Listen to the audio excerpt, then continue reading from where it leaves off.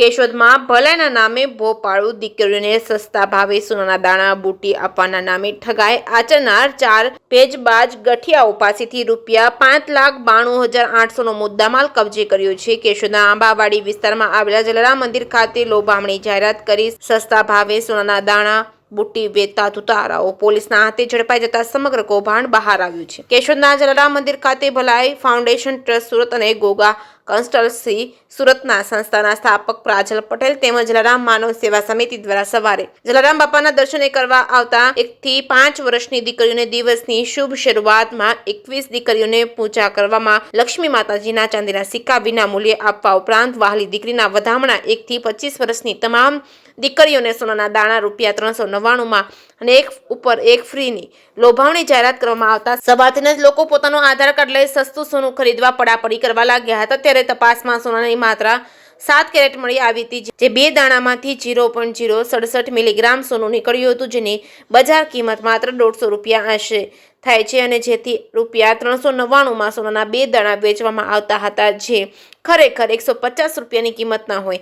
કેશોદવાસીઓ છેતરપિંડીનો ભોગ બનતા અટકાવવા સુવર્ણકાર વેપારી એસોસિએશનના પ્રમુખ દિલીપભાઈ લોઢિયાએ કેશોદ પોલીસ વિભાગના ડીવાયએસપી બીસી ઠક્કર અને પોલીસ ઇન્સ્પેક્ટર પીએ જાદવના ધ્યાને મૂકતા તુરંત જ કેશોદ પોલીસ સ્ટેશનના police head constable Devabhai Baray, police constable Sukhdevsinh Jilubha Sisodiya દ્વારા પોલીસ સ્ટાફને સાથે રાખી જલારામ મંદિર ખાતેથી વેચાણ કરતા 4 ઇસમોને મુદ્દામાલ સાથે હસ્તગત કરી કેશોદ પોલીસ સ્ટેશનમાં લાવવામાં આવ્યા હતા।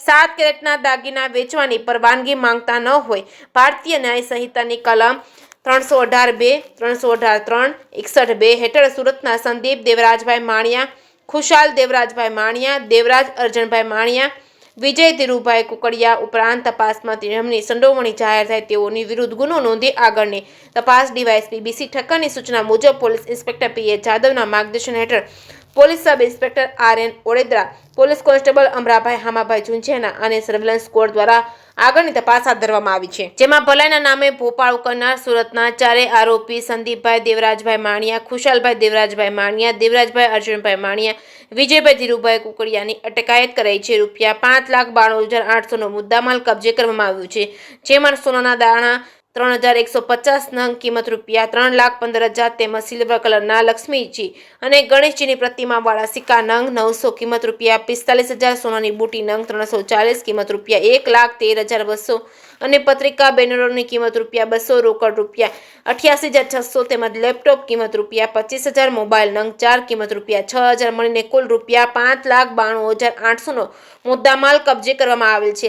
નામદાર કોર્ટ સમક્ષ રજૂ કરી વધુ તપાસ માટે રિમાન્ડની માંગ કરવામાં આવી છે। ઓનલાઈન ઓર્ડર લેવાની સાઇટ હજુ પણ ચાલુ જ છે, જેમાં ચાંદીનો ચેન ₹1,250, ચાંદીની પાયલ ₹1,520 તેમજ ચાંદીની નાની પાયલ ₹1,200, સોનાની ષષ્ટકોણ કાનની બુટી ₹2700 તેમજ જેમાં ચાંદીનો ચેન ₹1,250, ચાંદીની પાયલ ₹1,520 તેમજ ચાંદીની પાયલ નાની ₹1,200, સોનાની ષષ્ટકોણની બુટી ₹2700 તેમજ સોનાનો ચોરસ કાનની બુટી ₹1980 તેમજ સોનાની ત્રિકોણ કાનની બુટી ₹1,850, ચોરસ નાની કાનની બુટી ₹1,210 તેમજ સોનાની પેચવાળી કાનની બુટી ₹660 તેમજ વેચાણ કરવામાં આવી રહ્યું છે। ત્યારે અજાણ્યા અને લોભામણી જાહેરાતથી પ્રભાવિત થઈ હજુ પણ લોકો છેતરાઈ રહ્યા છે। કેશોદ ઇમિટેશનના નામે વગર પરવાનગીએ 7 કેરેટ આસપાસની દાગીનાનું સરેઆમ વેચાણ કરવામાં આવતું હોવાનું ચર્ચાઈ રહ્યું છે। ત્યારે આવા ઈસમો વિરુદ્ધ ચોકસાઈ કરી ગુનો નોંધવામાં આવે તો સોનાના નામે ચાલતા ગોરખ ધંધા બંધ થઈ શકે એમ છે। સુરતથી આવેલા દુતારાઓએ કેશોદના સ્થાનિક લોકોને